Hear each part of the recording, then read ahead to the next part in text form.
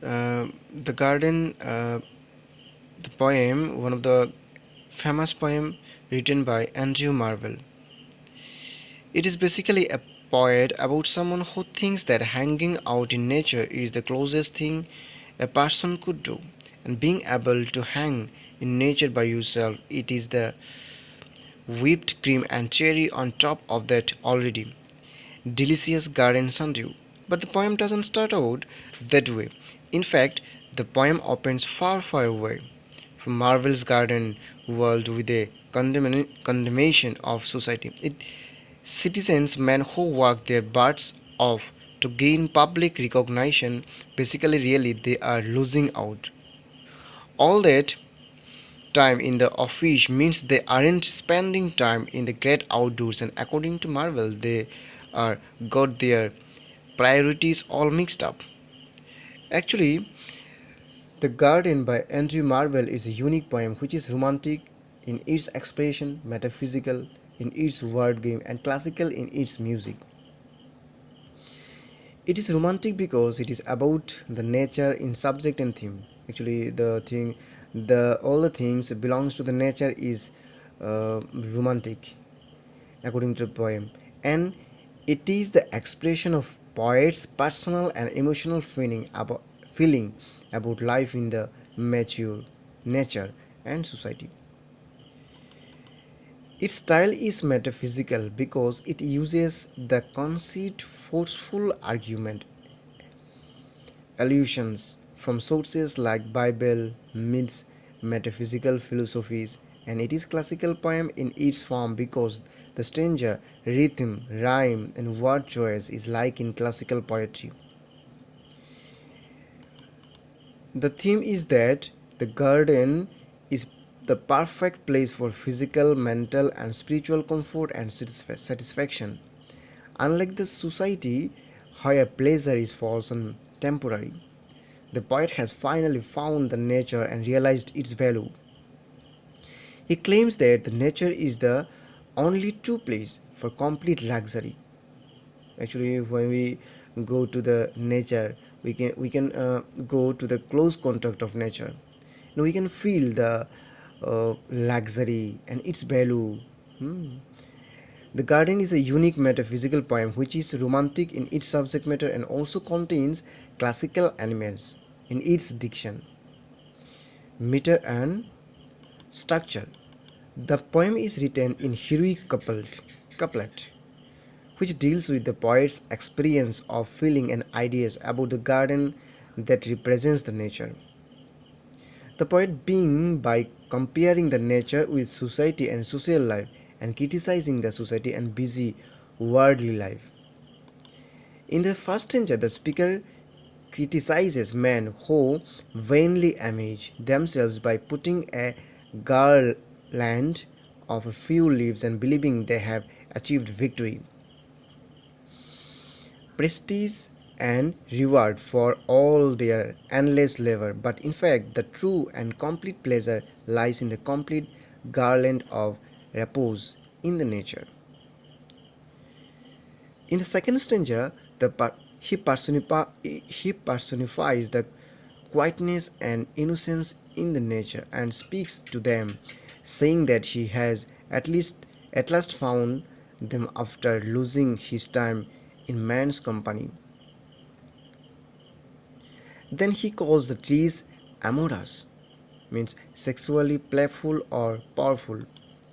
Expressing such an odd emotion and attachment with trees, he criticized lovers for cutting trees to write their beloved's name. Actually, when a couple go to the contact of the nature, they want to write something on the trees. In the fourth stanza, he claims that when man's heart of love and youth is finished, the turn to the nature. According to the speaker, even the gods did this when for people, Apollo and Pan changed their lovers into the trees. In the second part of the poem, means stanzas from 3 to 7, the speaker develops his arguments and opinions about the nature. In the fifth stanza, he gives a very sensuous description about his physical pleasure. In the sixth Sixth, he argues that his pleasure of moreover mental. Here, he uses an odd metaphysical philosophical idea that the mind contains another world and garden as well inside it. In the seventh stanza, he further claims that this pleasure has a spiritual aspects. He romanticizes how he feels. He feels as if his soul is singing and gliding from tree to tree as a bird, combining its feathers, and preparing for the eternal flight of salvation. Here is also an indirect illusion of the Holy Spirit of Bible. The third and last part of the poem is the conclusion, means stanza 7 and 9. Before making the concluding remark that there can be no question of genuine pleasure without the nature. Uh, the speaker compares himself with the lonely Adam in Eden. He also argues that being lonely was a good second paradise, heavenly state for Adam before Eve brought about the fall. In the ninth stanza, the speaker thanks God for creating a unique world of its own, that is the garden. The garden of the nature in general has its own time. The rush and hurry of the society doesn't apply here. Even the sun seems to have its own sweet course. The garden is therefore the only source of true physical, mental, as well as spiritual satisfaction and repose. As a metaphysical poem, the garden uses conceit, wit, far-fetched images and illusion and dramatic situation. The balance of emotion and intellect is also another metaphysical feature. The romantic myths about God, Apollo, and Pan is changing girls and enjoying the nature. The biblical illusion and Adam's lonely happiness, and heterogeneous ideas yoked by violence together within the context of the argument. The trees and peace of the garden are personified and even sexualized. The arguments about physical pleasure is twisted into the arguments about mental pleasure. At that point, the poet brings a truly metaphysical idea about the mind. He argues, according to a medieval philosophy, that his mind is an ocean of all the things and images of the real world. He further extends the ideas of pleasurable experience by arguing that his pleasure is actually spiritual.